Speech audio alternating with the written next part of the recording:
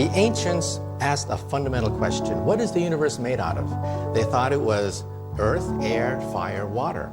But if that's what the world is made out of, then what is light? You can't put it in a box, you can't shake it, you can't touch it, it's ephemeral, yet it's everywhere. Light is everywhere and nowhere. Everyone experiences the epiphany of light. But the question is, what is it?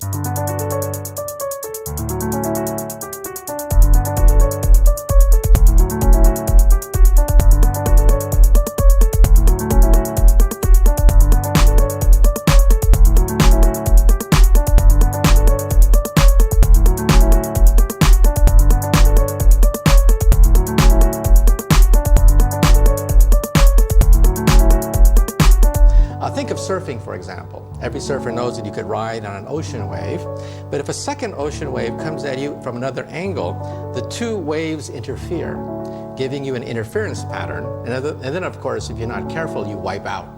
Well, Young showed this with light.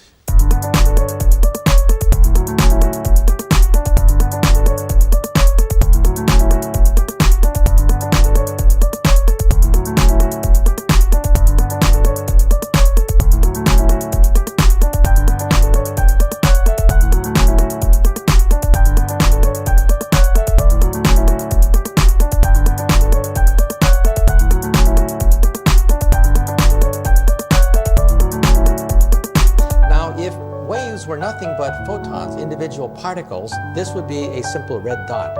But it's not a red dot. It looks like a wave-like pattern. That demonstrates in one experiment both the particle and wave-like nature of light.